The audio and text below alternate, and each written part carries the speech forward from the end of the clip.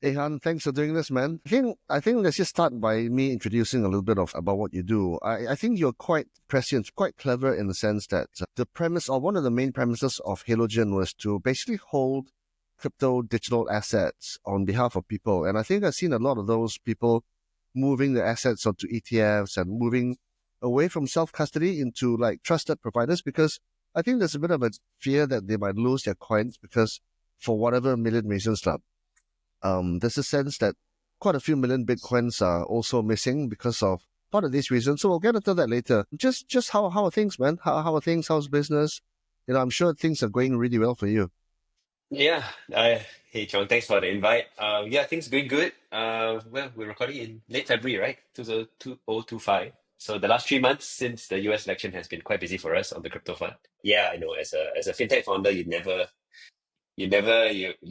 too far away from the action, lah. Because you're always related to either technology or markets are our technology, right? So things always move very quickly. But things going well. Can't complain. Very busy, trying to keep up. How's the Malaysia uptake for crypto, for digital? You know what? I get this question a lot, right? We are a hidden gem first, right? As a country in general, right? And people are starting to realize this, like tourists and all that. But in crypto, we're even more hidden gem. Meaning, when I speak to people, right, they go like, uh, "Did you know XYZ companies from Malaysia?" And they go like, "Oh, really?" So it's really like this kind of like a lot of people don't know that a lot of the great alpha, the really great companies in crypto come from Malaysia. Share more about it later. But in terms of the market, we are actually a very, very strong, sorry, very developed crypto market. Like we're a top 10 country in Bitcoin mining. Good or bad, I don't know. I'll let you I didn't determine know whether it's that. good, but I yeah, didn't know top that, 10. bro. I think we are 6 or 7 right now. We've got about 3-4% of the global hash rate, right, for Bitcoin mining. Now, a lot of people will say, of course, lah, like I hear in the news, uh, so many of these people like pulling TNB line and not paying their bills, stuff like that. But actually, like there are a lot, there are a lot of genuine companies like also like doing mining and paying their bills, obviously. And we contribute about 3% of global hash rate, which is above our GDP contribution, right? So you think about it, we're top 10 country. We're top 10 country in terms of crypto trading, actually, globally. I think we're probably third or fourth, maybe Nice. fourth in Asia. You can just go on, as in, uh, yeah, you can go on Luno, one of those Luno events, and they'll talk about how much trading that happened in Malaysia. And that's just kind of local trading. Yeah, top 10 country for sure. I guess some stats, lah, like there are over a million crypto people trading on trading houses. I think more than a million now. And to give you context, right, there's only 3.5 million stock trading accounts in Malaysia. So you think about it, right? How much do we talk about the stock market every day in Malaysia, right? And number of crypto traders is more than a third. So that's kind of like, okay, so it's really quite developed. Yeah, so long story short, hidden gem and top 10 in many areas globally for crypto. Yeah, I think CoinGecko competes with CoinMarketCap, right, for tracking the prices, and they're Malaysian. And not many people realize this. I think quite interesting for Malaysia is that for now at least, crypto gains are still tax free, right? I think in America, if you make money from crypto profits, you have to declare. There's a tax element to that. Yeah, I think a lot of people are very confused about this, right? Like, and then because there's confusion, they generally avoid talking about it, and they shouldn't lah. So, for example, like we have PwC here, like right now, like as in they're doing our audits right now, right? And they are tax advisors, and it's very clear in Malaysia actually. Like, if you're buying and holding and making capital gains, there is zero capital gains tax here in Malaysia, right? So, let's say I bought Bitcoin 5 years ago, and like I bought like 5 Bitcoins, not very expensive, right? 5 years ago. Today it's worth a lot lah, right? But if I am to sell it, and this is like a 5 year holding process, right? It's very much capital gains, and therefore there's zero tax on capital gains here on cryptos. So that's quite exciting. Now, as you know, Madani has introduced capital gains for private equities, privately owned equities. So not even public yet, but like small 10% on privately owned enterprises if you make money on the capital gains there. But I mean, in terms of public and crypto, it's still very far away. Lah. There is tax on crypto trading, meaning if you're a somewhat active trader, right? You make money from trading, meaning like, okay, like I look at the price today. I buy today, in 2 weeks' time, 4 weeks' time, 8 weeks' time, 2 months' time, I look at the price, it looks good, I'm going to take profits. The word take profit itself already implies something, right? We use the word take profit, right? Those are taxable, by the way. So, and how they're taxable is depending on whether you're individual or business. Lah. So, long story short, we're actually a very, very favorable market for crypto. Why? Because you can be a long-term crypto investor here. For example, you're invested into our funds. We have the additional extra tax protection lah, from the unit trust industry. As you know, they fight for all these tax protections. So we are unit trust, as you know. We just happens to have crypto inside. So we do get the extra protection from the tax. But long story short, you can do that and be entirely tax free, right? So that's kind of really quite exciting for us here in Malaysia. So I just want to just get your view. If you're trading crypto, what's the time frame before you're not taxable? Oh, that's the hard question, right? That's the hard Yeah, one. because I think, quite unclear. yeah, yeah, yeah. I mean, the best way to describe it is, if I were to describe it to a friend, how would I describe my activity? So, classic example: if you were trading to make money, to like spend money here in Malaysia, right? Let's say, oh, I need extra income lah. Is maybe I work my full-time job, and at night I trade crypto. I can make maybe 1-2,000 ringgit extra from this kind of activity a month. I use that to spend. That's very firmly income, right? Not capital, right? You're trading to make some money on the side.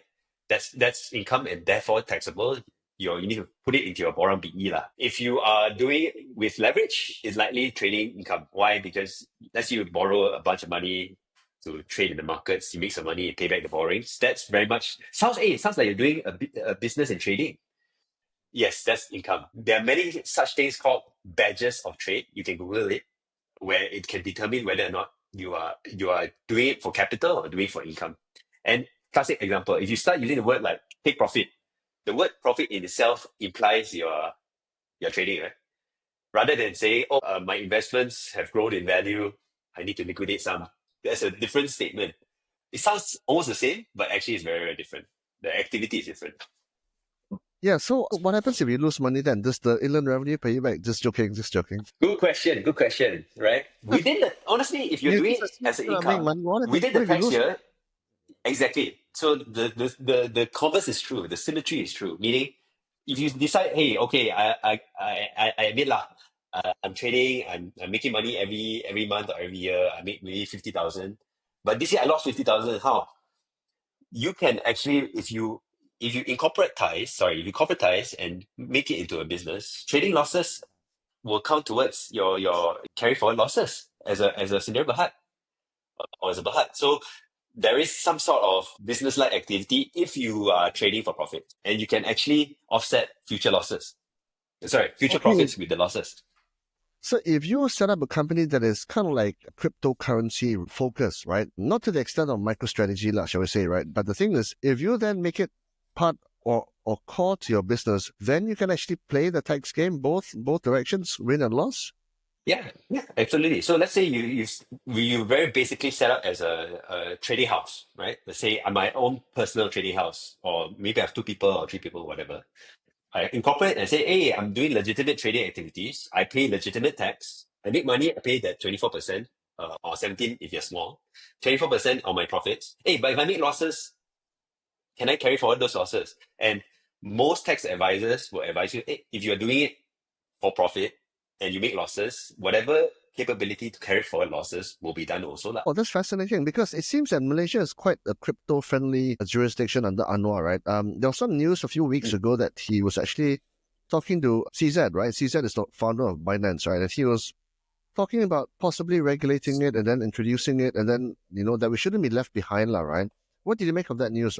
Oh man, whenever I talk about regulation or the kind of regulatory environment, I get very excited yet very wistful lah.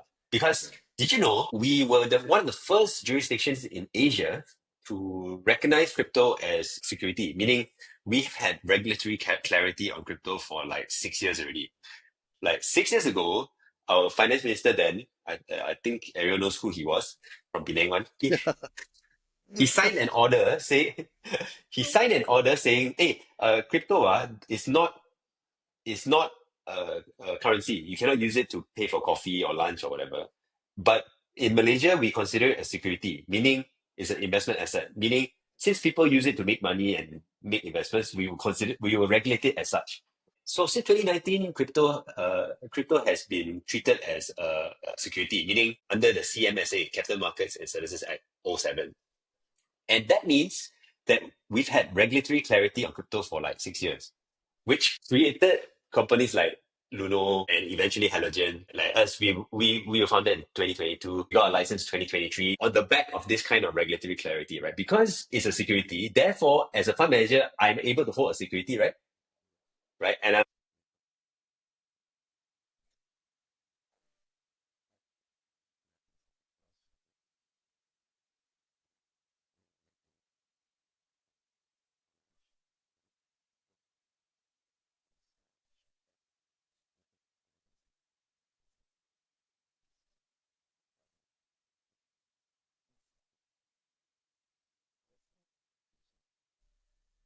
To buy or something like that. yeah, in the Middle East, right? Where we talk about not just crypto lah, but tokenization, blockchainizing your government services, your financial services industry. And the last 6 months, actually, we're seeing things really pick up here in Malaysia in two fronts. Number one, the more expected one lah, which is can we get like traditional assets on the blockchain? Meaning, can we trade traditional assets, stocks, bonds, funds like ours on the blockchain? Meaning, is fund tokens or equity tokens or bond tokens rather than fund units or equity stock or bond stock, lah, right? And use the blockchain to facilitate more liquidity and more trading in our traditional assets. So can you imagine if like you can buy Maybank stock 24/7 on chain, right? You can buy Top Glove 24/7 on chain. You can buy uh, MGS, Malaysian government bonds on chain anytime, fractional, 24/7 with high liquidity. That's the dream lah. And 3 months ago, actually, the SC announced that they was it between SC or MOF lah? They co-announced that they intend for Kazana to launch a tokenized bond this year, 2025. Meaning, as you know, Kazana issues bonds once in a while, lah, as in for whatever reasons, liquidity or capital or whatever. And they're quite well received in the market. So it's not a bad idea to try out with a very well received issuer, lah, right? But if we can really get that on chain, that's in theory can open up a lot of people that maybe were fading on Malaysia previously and thinking, hey, I'm thinking of Malaysia in the last 2 years, the stock market's been good, the bond market's been good. How do I get into Malaysia? And actually, our currency hasn't done too badly in the last year and a half. The bad times were 3 years ago, lah, but the last year and a half, not done too badly. So maybe the currency risk is not so high. So if I'm a foreign investor thinking of a local entry, it's just another channel for a foreigner to come in. On one side, that's really heating up the last 3 months. And on the other side, it's really about making services more efficient, government services or financial services more efficient with the new technology layer, which is this blockchain thing, which he's been discussing and making a lot of good statements. We haven't seen what's coming out of those statements yet, but we'll see. Yeah, I mean, if you've been in block crypto the last period, right? I mean, what is really interesting is that you can do 24/7. You can buy and sell your assets at any time, Sunday evening, and you're not limited to trading hours, right? And the crappy thing about stock market is that you gotta wait for trading hours, you gotta wait for lunchtime, 2 hours, right? It's like if Malaysia tokenizes the equity market, it would make it at the same speed as the US, because I think the US is trying to do that as well, right? So that would be No, no, yeah. fascinating. Yeah, honestly, the US is not that far ahead. Meaning, they've gone to T+1 settlement, right? But there's still a closed market in terms of sorry, All there's right. still they close the market at 4:30, right? Yeah, Right? but there's And after then hours there trading, but is it's limited yeah, there's lah. very limited after hours trading, but you are very, very limited in terms of liquidity there. Very limited. But you can tell in crypto world, there is no the liquidity It's is like 24/7. correct. It's worldwide. So when the Americans are sleeping, the Asians are trading and vice versa. So what is Yeah. So what's fascinating about Bitcoin so far, Han, is that now, I mean, you have you have America thinking about possibly adding Bitcoin to this strategic Bitcoin reserve. You've got them talking about a sovereign wealth fund, which might include crypto assets, including Bitcoin. You got companies, you got states in America, you got companies on MicroStrategy holding it and using the balance sheet as a weapon, right? It's really fascinating to see that happening. And it's so different from 6 months ago when the SEC in America had a different head. How do you make about what do you think about all these things? And do you think that this will cause the Bitcoin price to move moonwards? Moonwards in the moon in a lunar direction. I think the first preface I think to these things is that Bitcoin needs no one. It just moves on its own regardless. But seems that more and more people are realizing they need it. They need Bitcoin, right? Put it this way, like Bitcoin it has not stopped. The transactions have not stopped since Okay, so wait, 6 years ago. for people who don't know why, right? Why does Bitcoin move regardless of intervention from the state or from companies or from the government? Yeah. I think Bitcoin is honestly the perfect example of utility versus speculative, right? So, for example, right, a lot of like pretty much everything has two things, right? Utility value and speculative value. So, for example, I'll give you an example, right? Give you an example. Everybody knows like Maybank is a bank. It charges interest. It pays interest, whatever, and then it makes a profit. Blah blah blah. Everyone knows what a bank does, right? And then so the stock price is a reflection of mostly how the bank is doing, plus a little bit of speculation, little bit, right? Because it's so big that it's hard to speculate on like such a big thing, right? So the utility is this much, the speculation is this much. For a company like maybe like the glove stocks in 2020, 2021, the reverse was true, right? Meaning, yes, there's some utility. They do gloves, they sell gloves worldwide, blah, blah, blah. But a lot of the price action was driven by speculation and hope and hype and not sure where the market's going in terms of the pandemic and stuff like that, right? A lot of speculation about where the pandemic is going, right? So the price of stock gloves driven by, yeah, sure, how much business they do or whatever, but also significantly by speculation. So I give you a sense lah. And I'm not saying to buy Maybank or Popular. I'm just giving examples. Bitcoin is similar in that sense, which is it's not just all speculation, right? There is something happening in the background, the utility value, which is blocks are being mined every 10 minutes on average, right? And has done so for the last 15 years, right? Sometimes it's 10 minutes, sometimes 5 minutes, sometimes it's an hour. It's kind of a normal distribution or some sort of distribution of 10 minutes around that mean. And the utility value of Bitcoin has not changed. It allows 3 to 5,000 transactions between P2P people, peer-to-peer transactions every 10 minutes. And that's a classic utility value governed by energy. So they use Bitcoin mining to govern that, governed by nodes and consensus and blah, blah, blah, blah, blah. But a significant part of Bitcoin's price action or market cap is driven by demand supply speculation, right? And so my point here is that on this side, it's unaffected by what governments do, right? They can try to do anything. China tried to ban like 40% Bitcoin mining in 2021, didn't affect it at all, right?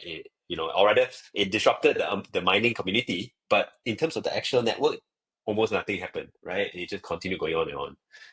But the whole point about what I'm saying is that what I'm seeing with institutional adoption, the past 12 months have been tremendous. Since the ETFs, the Bitcoin ETFs came out in early January last year, 2024, the last 13, 14 months have been tremendous, not just for retail guys, but like for institutionals. Meaning like, finally, I as a corporate or institutional can really consider the market risk.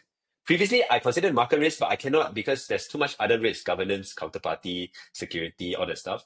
But with ETFs, I only need to consider the market risk, meaning the volatility of Bitcoin. That's all, right? And then governance is settled by the parties that I trust. The counterparty risk is hopefully disaggregated, etc., etc. So for me, we're quite happy because Halogen, we started in 2023 before the ETFs on the same basis, right? We put crypto into a trusted structure, trust structure.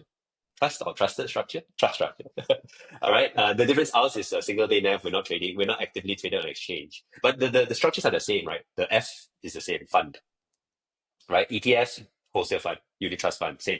But the structure itself is the same. So that allows a lot of possibilities, potential, right? Because as an investor who was interested in this asset class, you are now no longer having to think too much about counterparty risk, governance risk, security risk. You only have to worry about market, right? What's the beta, the alpha, the volatility, the price, the correlation, whatever, those kind of market dynamics, rather than all those other stuff that before these structures like ours and the ETFs, you had to worry about. So then you would have seen people like MicroStrategy. He's all in on Bitcoin, right? You go like I think 30 states now in America, like considering putting Bitcoin in their reserve. You got people like the Middle Eastern guys they're adding, right? I think was it Qatar or Dubai announced $500 million? Was it? I can't remember. It's big numbers, Yeah. big numbers, right? But the thing is, what really confuses me is that not confuses makes me suspicious, right? Because Han, the Bitcoin price doesn't move in response to these huge buys, right? So this market manipulation, I think, is quite real, right? And I think people understand that there is market manipulation, right? What is your take on this? Who is doing it? It's a good question. I think if you look at the last 12, 13 months since the ETF launch, the price actually moved, right? Like Okay, it was, yeah, it went if from everyone 25, remembers, it was correct. 40,000. Bitcoin is $40,000 January last year. Today it's at 95, right?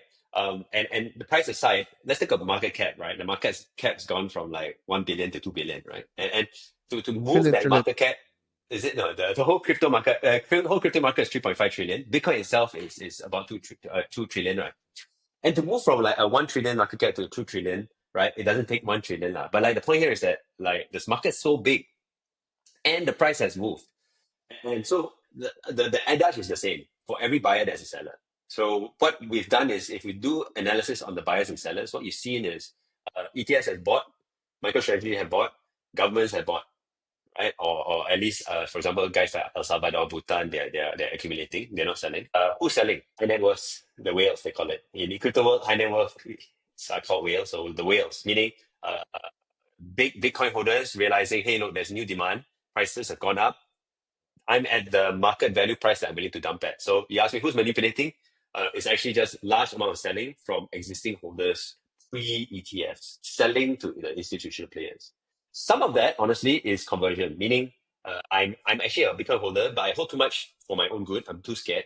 I'm going to sell some and then buy the ETF. So some of that is actually like conversion into ETF, like convert my holdings from a some other holding into maybe I'm doing some custody somewhere, some other solution into it's swapping my custody solution into a fund, right? So some of them are actually bad, but largely it's when price goes from 40,000 to 95, there are more sellers that bought below 40,000, right? That's the manipulation. I mean, you're describing manipulation. It's really like I'm dumping onto the institutions. I'm dumping onto the ETFs. I'm dumping onto the corporates. They are late to the game. I was early to the game. So if you think there is no real manipulation as it seems, then that brings to mind two questions. First of all, is the selling frenzy over? Because there's been a few weeks of selling, right? Yeah. Insofar as that's concerned. The second thing is, why is there a disconnect between sentiment? Individuals seem to be quite pessimistic, in fact, very pessimistic on crypto, but institutions and sovereigns are extremely bullish on crypto, right? So Yeah. this doesn't make sense, What's right? happening? What's happening? Yeah, yeah. I see two trends. I see two trends. The first is that if you think about how an institution behaves, right? And some of us have been working in institutions. I mean, you have, Lachon, so you know how they behave. If an ETF goes live today, are you investing tomorrow? You're not, right? If you're an institution, what are you going to do? It's live. Okay, I need to wait to see if it actually works. I wait 3 months, 6 months, see how it works, see the performance. So, for example, in our fund, the first 3 to 6 months, almost nobody came in because they're like, hey, Han, brand new fund, not sure about you. Fund size so small. I need to do more due diligence. I mean, today the fund is almost 2 years old. We're over 50 million ringgit. So like it's a bit like, okay, like you got the track record, you can really run this properly, and I can invest, 5 to 10% of my wealth, or 5 to 10% of the size of your fund. So on one side, institutions move slow, right? But they move slow and they move big, right? So yeah, I mean, you just saw last week, I think Mubadala, I cannot That's right, pronounce that. Mubadala, yeah. The Mubadala, the sovereign wealth fund, right? Put almost half a billion US dollars. But they don't do that just like wake up and do, right? They have to do due diligence, to analyze the prices, figure out, and then write a board paper, write an investment committee paper. These things take time. So institutions appear very enthusiastic. It's because they have been, right? They have executed those things and they need to do that incrementally, right? I was seeing here in Malaysia too. We launched 2 years ago. The first year, we were barely talking to any institutions. The past 6 months, we've been literally talking to all institutions in Malaysia, banks, private banks, investment houses, on their Bitcoin strategy, their Bitcoin allocations. They are considering. Takes time to write papers, go to IC, that kind of stuff, right? And honestly, in Malaysia, there's no better place to do it. Sorry, blow my own horn, for all kinds of reasons. Uh, but we'll talk about it later. I will just bring up one part about the why the retail people don't feel it. How come retail doesn't feel enthusiastic? The problem about crypto now is it's very fragmented. 10 years ago, crypto was very straightforward, right? You had Bitcoin, you had a few alternative coins, right? 5 years ago, it was a bit more fragmented. 2020 time, right? It was okay. You have Bitcoin, you have Ethereum, you maybe have some alternatives and some meme coins, not that many, right? Today, you have millions of coins. And that fragmentation of investing and essentially this meme coin casino has created a lot of like people calling themselves in the trenches, meaning they've gone in, they've tried their luck, they lost money, chasing high gains from random stuff, too much random stuff, causing too much wealth destruction, right? I'm talking specifically at those kind of meme coins that can be sparked up in minutes, right? You take a picture of yourself, launch a meme coin, hopefully make some money. Too many of this is happening. Too much capital has gone into that, which is draining capital from actual crypto activity, or rather actual crypto utility. It's okay to meme coins. I'm not saying it's bad. It's just a bit of fun sometimes. But when we treat it too seriously, it becomes too much of an industry within crypto. It starts draining attention, money, losses away from kind of a lot of the core good stuff that you can do with crypto. Yeah, so the individuals don't really know the good stuff from the bad stuff, lah. And there's It's not hard. enough research out there, right? Yeah, yeah, of course. I mean, they can't tell the difference. You think Hawk Tuah and Bitcoin's the same thing. It's not the same thing, right? Libra not the same thing, right? So I want to ask you about this supply crunch issue, right? Because I think in circulation now is about 19 million Bitcoin, right? Something like that. There's Almost another 20. two, Yeah. yeah, correct. And there's another like One point one, two something to go. million, correct, left to go in 40 years, whatever, right? So something like people think there's maybe 4 or 5 million Bitcoin that's gone missing, lost or whatever, right? Landfill, lost the hard drive, whatever, right? So this is supply crunch. So live 15 million circulation, right? And this supply crunch issue is what's being discussed now, right? Do you believe that this supply crunch issue incoming, and what does it mean? Because if there's only 15 million of them, right? And everybody's like clamoring to buy some of this stuff, right?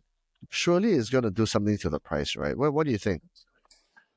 For me personally, I think once you've lost money in those casinos, sorry, I say meme coin casinos, then you realize that, then you start educating yourself. You're like, hey, how come I thought this was easy money? How come I lost one? You either pull out from the game entirely, or you go deep and you try to figure out, hey, what is this actually? And you realize that there are actually very few things with the actual utility. Like Bitcoin has real utility behind it, right?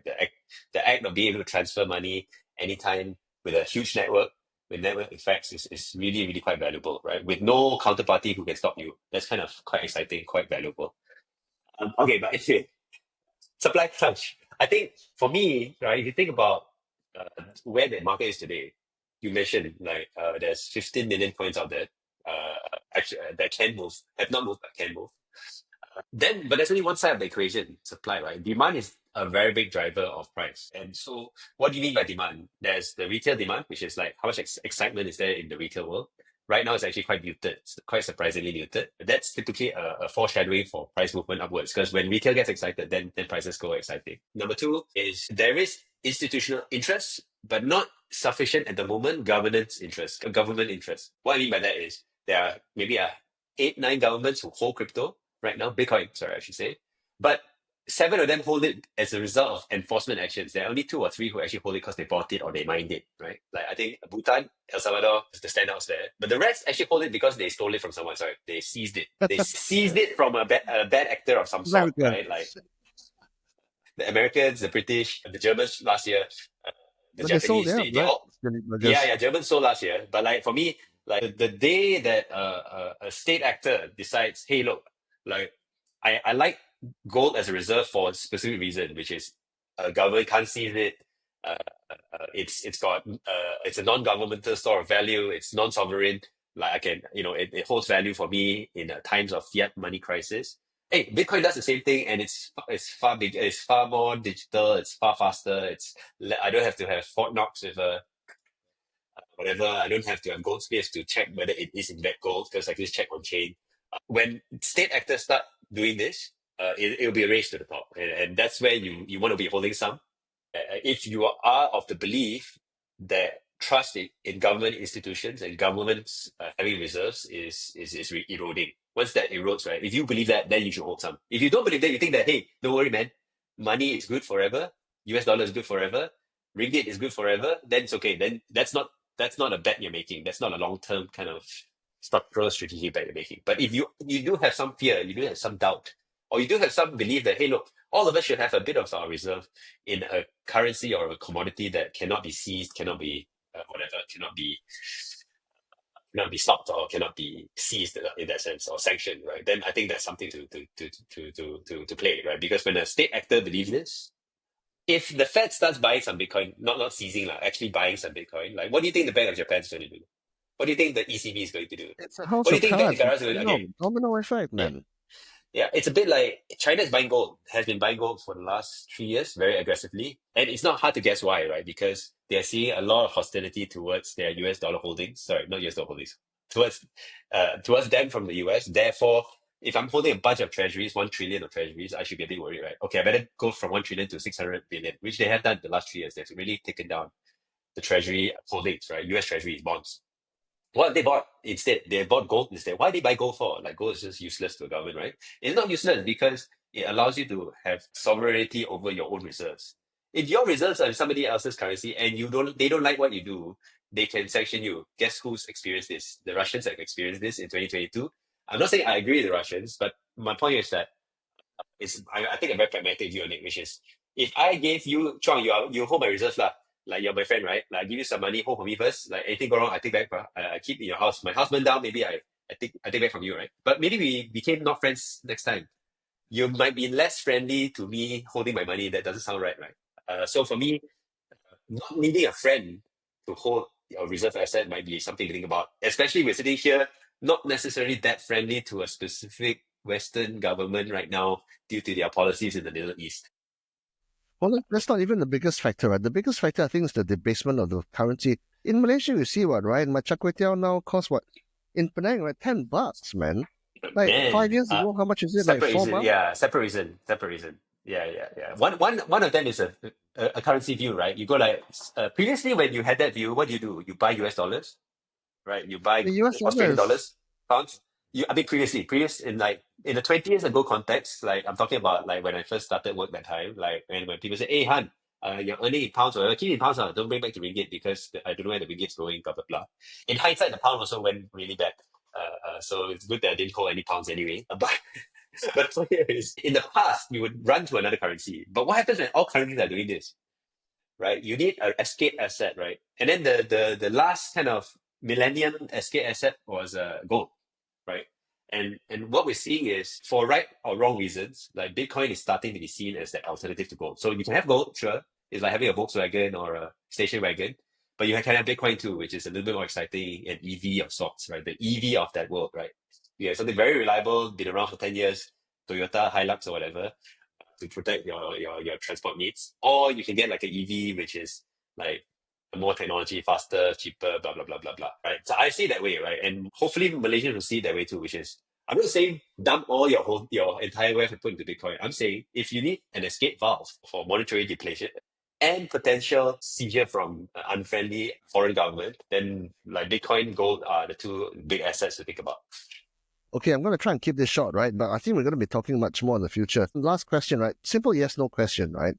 Do you think the US holds Bitcoin in its strategic reserve? Yes or no? I think within the Trump term, this 4 year term, yes, it's more likely than not. Within the year, probably not. It's low likelihood. But within the 4 years, I think it's very high likelihood. Like I give it 80% chance it'll happen in 4 years. I mean, he's got to do other stuff first, right? He's got to do the immigration stuff, the terrorist stuff, the DEI stuff. But this is like fourth or fifth on the kind of priority list for him. So within 4 years, yeah, in some shape or form. Yeah. So Bitcoin doesn't hit $1 million this year, like Samson Mao thinks. I I don't think so personally, right? I run a Bitcoin company, or rather, I run a company which holds Bitcoin for investors, and I don't think so. I think, what I tell people is this, right? Right? Nobody who has held Bitcoin longer than 4 years has lost money ever in the history of Bitcoin. Nobody, zero. So you think, hey, I lost money, I lost money? No, no, no, no. Anyone who's held Bitcoin 3.5 to 4 years or longer has never lost. Nobody. There's not a single person, right? So I tell you a story, Trump. If you believe, and I believe, due to those factors, monetary debasement, non-government asset increasing adoption, you believe that Bitcoin will be $1 million per coin in 2035. That's in 10 years. I know, bit long term for like crypto bros, but I'm telling somebody who's thinking long term. In 10 years' time, a Bitcoin will be worth $1 million, right? Whether it's 33 or 35 or 36, yeah, give me some leeway there. But by 2035, you'll see Bitcoin at a million bucks. Do you really mind? Do you care if you're buying at 95 today, or maybe 80 tomorrow, or maybe 50 in 6 months' time, or a million or 150 in 3 months' time? These kind of little price movements really shouldn't impact that long term thinking, right? Which is, hey, where's the world going? Right? Bitcoin will hit $1 million in the next 10 years. It could be 8 years, could be 10, could be 12, but give me some leeway there. What are you going to do today? Are you going to wait for it to drop to some number? No, you're going to start accumulating now, right? Whatever you can, right? Because of the nature of where currencies are going. Okay, man. Okay, I'm going to try and keep the short, okay? So I'm going to ring off now, but thanks, Han. And I'm going to be speaking to you again soon. Hey, thanks, brother. Sure, sure. Thanks, John. Good to see you. Okay, bye.